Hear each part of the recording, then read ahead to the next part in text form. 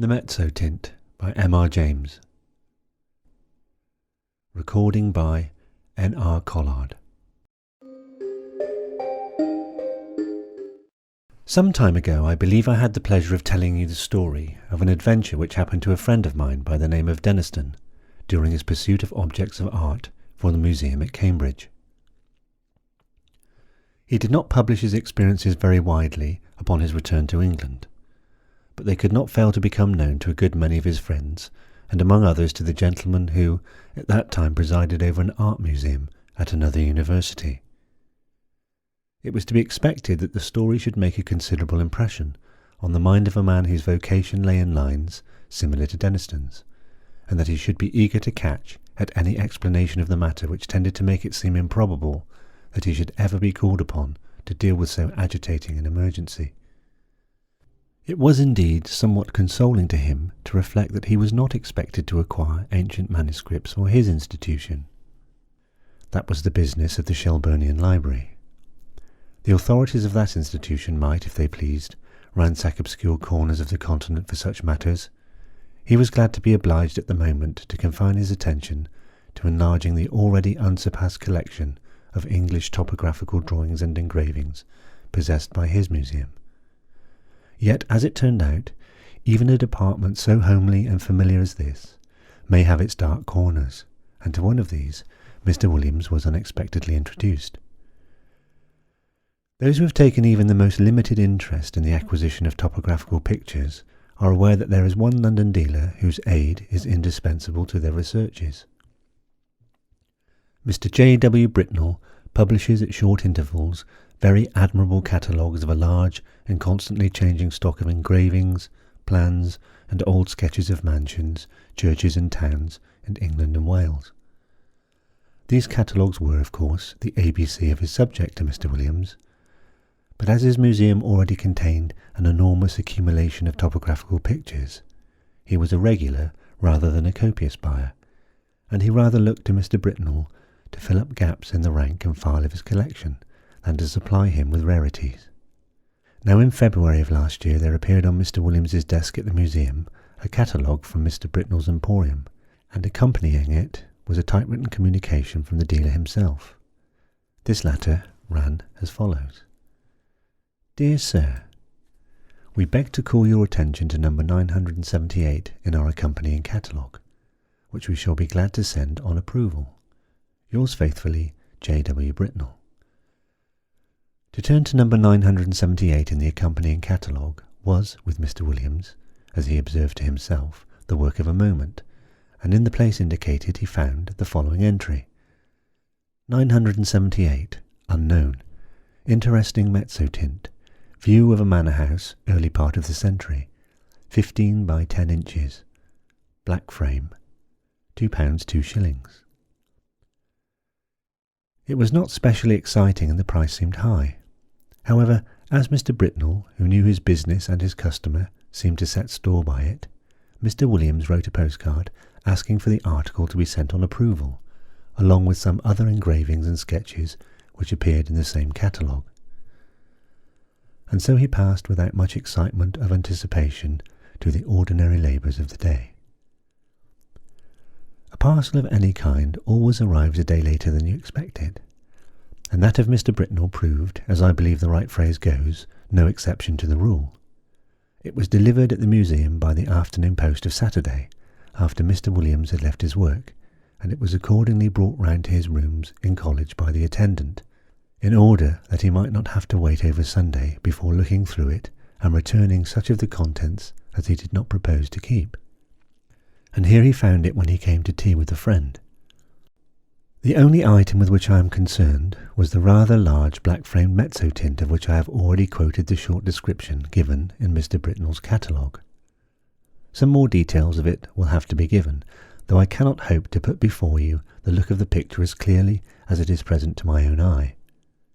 Very nearly the exact duplicate of it may be seen in a good many old inn parlours or in the passages of undisturbed country mansions at the present moment. It was a rather indifferent Mezzotint, and an indifferent Mezzotint is, perhaps, the worst form of engraving known. It presented a full face view of a not very large manor house of the last century, with 3 rows of plain-sashed windows with rusticated masonry about them, a parapet with balls or vases at the angles, and a small portico in the centre. On either side were trees, and in front a considerable expanse of lawn. The legend AWF Sculpsit was engraved on the narrow margin, and there was no further inscription. The whole thing gave the impression that it was the work of an amateur. What in the world Mr. Britnell could mean by affixing the price of £2 2s to such an object was more than Mr. Williams could imagine. He turned it over with a good deal of contempt. Upon the back was a paper label, the left-hand half of which had been torn off. All that remained were the ends of 2 lines of writing. The first had the letters NGLEY Hall, the second SSEX. It would perhaps be just worthwhile to identify the place represented, which he could easily do with the help of a gazetteer, and then he would send it back to Mr. Britnell with some remarks reflecting upon the judgment of that gentleman.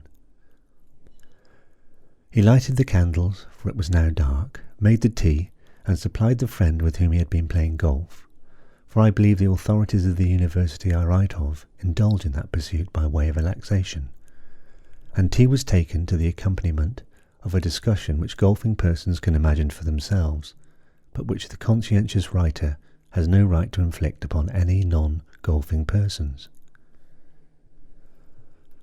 The conclusion arrived at was that certain strokes might have been better, and that in certain emergencies neither player had experienced the amount of luck which a human being has a right to expect. It was now that the friend, let us call him Professor Binks, took up the framed engraving and said, "What's this place, Williams?" "Just what I'm going to try to find out," said Williams, going to the shelf for a gazetteer. "Look at the back. Somethingly Hall, either in Sussex or Essex. Half the name's gone, you see.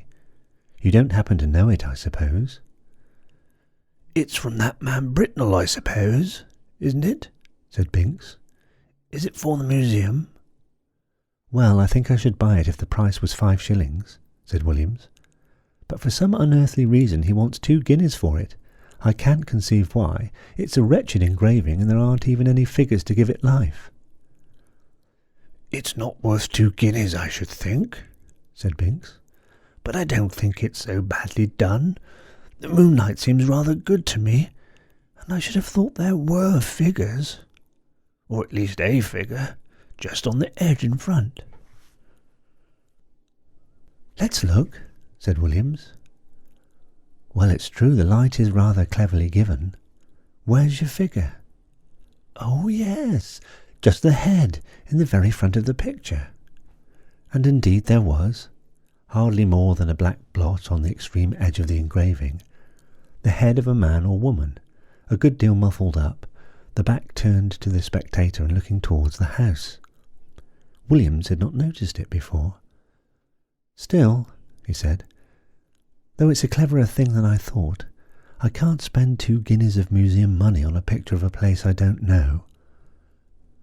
Professor Binks had his work to do and soon went, and very nearly up to hall time Williams was engaged in a vain attempt to identify the subject of his picture.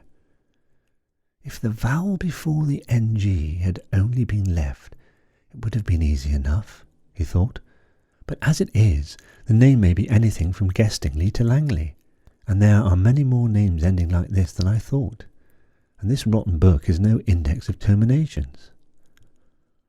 Hall in Mr. Williams' College was at 7.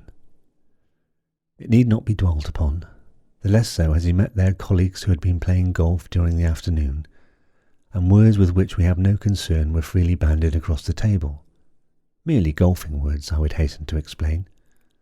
I suppose an hour or more to have been spent in what is called common room after dinner. Later in the evening some few retired to Williams's room, and I have little doubt that whist was played and tobacco smoked. During a lull in these operations, Williams picked up the Mezzotint from the table without looking at it, and handed it to a person mildly interested in art, telling him where it had come from, and the other particulars which we already know. The gentleman took it carelessly, looked at it, and then said, in a tone of some interest, "It's really a very good piece of work, Williams. It has quite a feeling of the romantic period. The light is admirably managed, it seems to me, and the figure, though it's rather too grotesque, is somehow very impressive." "Yes, isn't it?" said Williams, who was just then busy giving whisky and soda to the others of the company, and was unable to come across the room to look at the view again. It was by this time rather late in the evening, and the visitors were on the move. After they went, Williams was obliged to write a letter or two and clear up some odd bits of work. At last, some time past midnight, he was disposed to turn in, and he put out his lamp after lighting his bedroom candle. The picture lay face upwards on the table, where the last man who looked at it had put it, and it caught his eye as he turned the lamp down. What he saw made him very nearly drop the candle on the floor, and he declares now, if he had been left in the dark at that moment, he would have had a fit. But, as that did not happen, he was able to put down the light on the table and take a good look at the picture. It was indubitable. Rankly impossible, no doubt, but absolutely certain. In the middle of the lawn, in front of the unknown house, there was a figure where no figure had been at 5 o'clock that afternoon. It was crawling on all fours towards the house, and it was muffled in a strange black garment with a white cross on the back. I do not know what is the ideal course to pursue in a situation of this kind. I can only tell you what Mr. Williams did. He took the picture by one corner and carried it across the passage to a second set of rooms which he possessed. There he locked it up in a drawer, sported the doors of both sets of rooms, and retired to bed. But first he wrote out and signed an account of the extraordinary change which the picture had undergone since it had come into his possession. Sleep visited him rather late, but it was consoling to reflect that the behaviour of the picture did not depend upon his own unsupported testimony. Evidently the man who had looked at it the night before had seen something of the same kind as he had. Otherwise he might have been tempted to think that something gravely wrong was happening either to his eyes or his mind. This possibility being fortunately precluded, two matters awaited him on the morrow.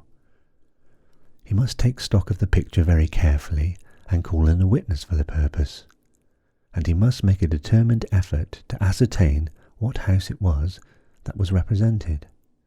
He would therefore ask his neighbour Nisbet to breakfast with him, and he would subsequently spend the morning over the gazetteer. Nisbet was disengaged and arrived around 9:20. His host was not quite dressed, I am sorry to say, even at this late hour. During breakfast nothing was said about the Mezzotint by Williams, save that he had a picture on which he wished for Nisbet's opinion. But those who are familiar with university life can picture for themselves the wide and delightful range of subjects over which the conversation of two fellows of Canterbury College is likely to extend during a Sunday morning breakfast. Hardly a topic was left unchallenged, from golf to lawn tennis. Yet I am bound to say that Williams was rather distraught, for his interest naturally centred on that very strange picture which was now reposing face down in the drawer in the room opposite. The morning pipe was at last lighted, and the moment had arrived for which he looked. With very considerable, almost tremulous excitement, he ran across, unlocked the drawer, and, extracting the picture, still face downwards, ran back and put it into Nisbet's hands. "Now," he said, "Nisbet, I want you to tell me exactly what you see in that picture. Describe it, if you don't mind, rather minutely. I'll tell you why afterwards." "Well," said Nisbet, "I have here a view of a country house, English, I presume, by moonlight." "Moonlight? You're sure of that?" "Certainly. The moon appears to be on the wane, if you wish for details, and there are clouds in the sky." "All right, go on. I'll swear," added Williams in an aside, "there was no moon when I saw it first." "Well, there's not much more to be said," Nisbet continued. "The house is 1, 2, 3 rows of windows, 5 in each row except at the bottom, where there's a porch instead of a middle one, and—" "But what about figures?" said Williams, with marked interest. "There aren't any," said Nisbet. "But what? No figure on the grass in front?" "Not a thing." "You'll swear to that?" "Certainly I will. But there's just one other thing." "What?" "Why, one of the windows on the ground floor, left of the door, is open." "Is it really so? My goodness, he must have got in," said Williams with great excitement, and he hurried to the back of the sofa on which Nisbet was sitting, and catching the picture from him, verified the matter for himself. It was quite true. There was no figure. And there was the open window. Williams, after a moment of speechless surprise, went to the writing table and scribbled for a short time. Then he brought 2 papers to Nisbet and asked him first to sign one. It was his own description of the picture, which you have just heard, and then to read the other, which was William's statement written the night before. "What can it all mean?" said Nisbet. "Exactly," said Williams. "Well, one thing I must do, or 3 things now I think of it. I must find out from Garwood," this was his last night's visitor, "what he saw, and then I must get the thing photographed before it goes further, and then I must find out what the place is." "I can do the photographing myself," said Nisbet, "and I will. But, you know, it looks very much as if we were assisting at the working out of a tragedy somewhere. The question is, has it happened already, or is it going to come off? You must find out what the place is." "Yes," he said, looking at the picture again. "I expect you're right. He has got in. And if I don't mistake, there'll be the devil to pay in one of the rooms upstairs." "I'll tell you what," said Williams. "I'll take the picture across to old Green." This was the senior fellow of the college, who had been bursar for many years. "It's quite likely he'll know it. We have property in Essex and Sussex, and he must have been over the 2 counties a lot in his time." "Quite likely he will," said Nisbet. "But just let me take my photograph first. But look here, I rather think Green isn't up today. He wasn't in the hall last night, and I think I heard him say he was going down for the Sunday." "That's true too," said Williams. "I know he's gone to Brighton. Well, if you'll photograph it now, I'll go across to Garwood and get his statement, and you keep an eye on it while I'm gone. I'm beginning to think 2 guineas is not a very exorbitant price for it now." In a short time he had returned and brought Mr. Garwood with him. Garwood's statement was to the effect that the figure, when he had seen it, was clear of the edge of the picture, but had not got far across the lawn. He remembered a white mark on the back of its drapery, but could not have been sure it was a cross. A document to this effect was then drawn up and signed, and Nisbet proceeded to photograph the picture. "Now what do you mean to do?" he said. "Are you going to sit and watch it all day?" "Well, no, I think not," said Williams. "I rather imagine we're meant to see the whole thing. You see, between the time I saw it last night and this morning, there was time for lots of things to happen, but the creature only got into the house. It could easily have got through its business in the time and gone to its own place again. But the fact of the window being open, I think, must mean that it's in there now. So I feel quite easy about leaving it.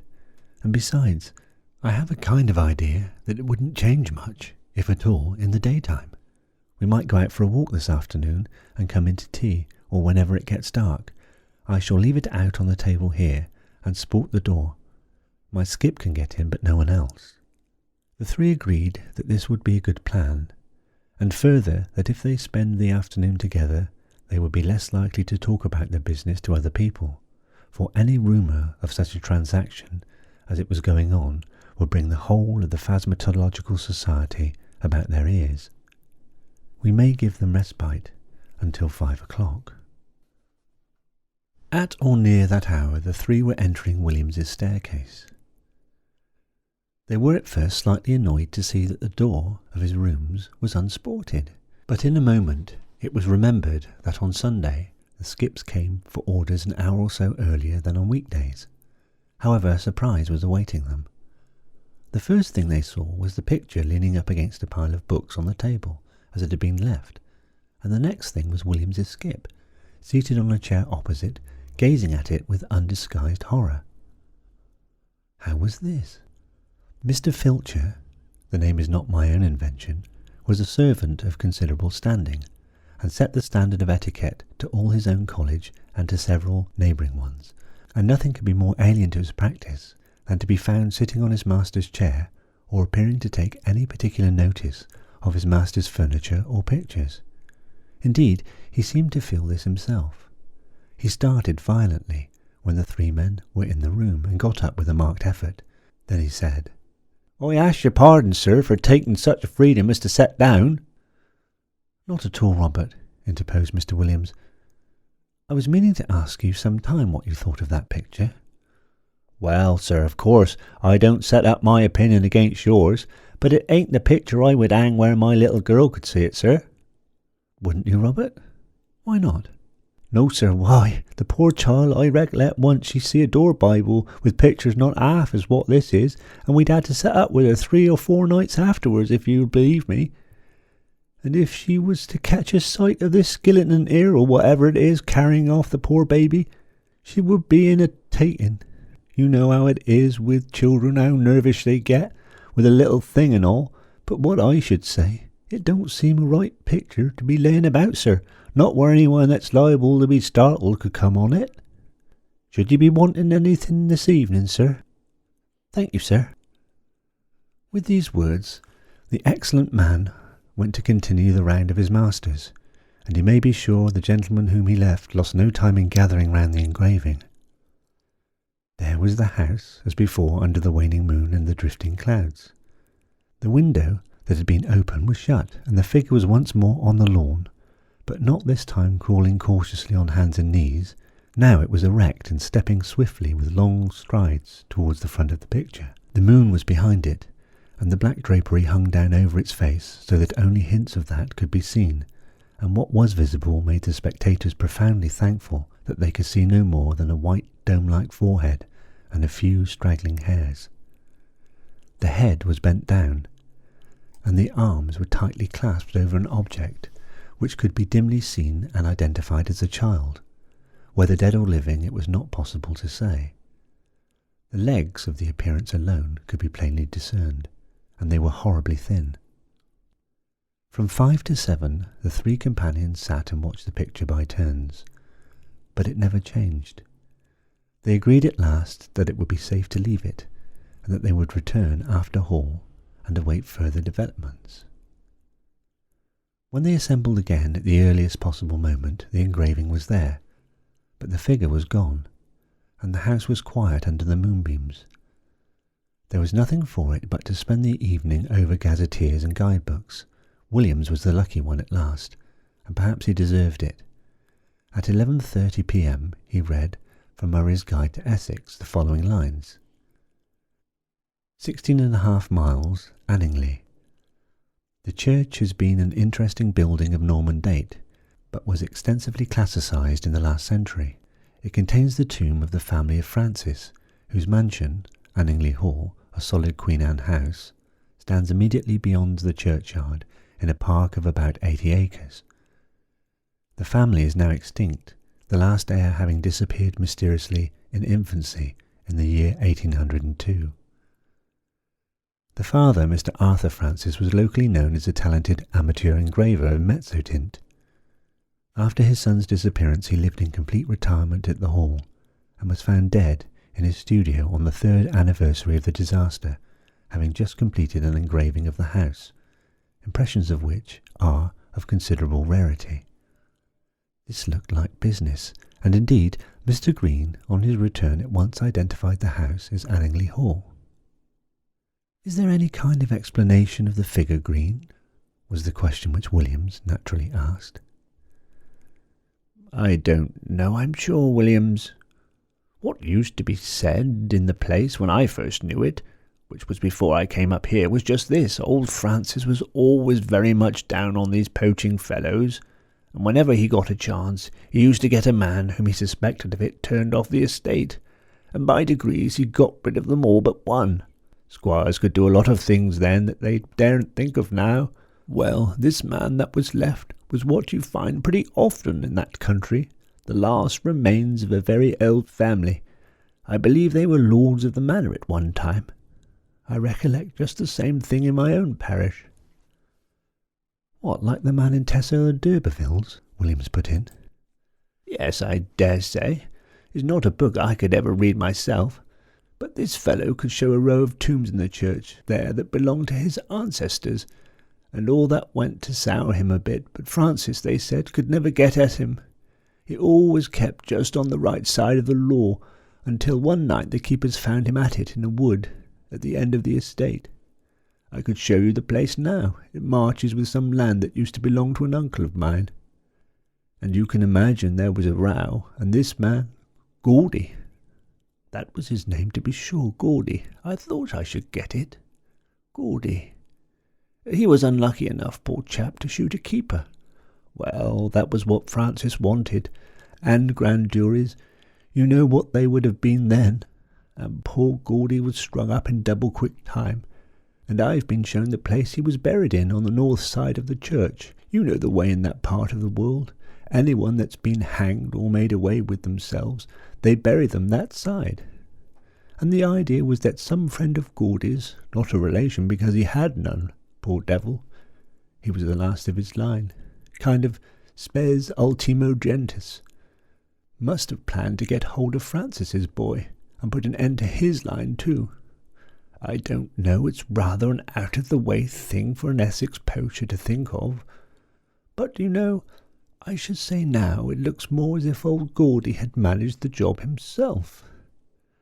Oh, I hate to think of it. Have some whisky, Williams."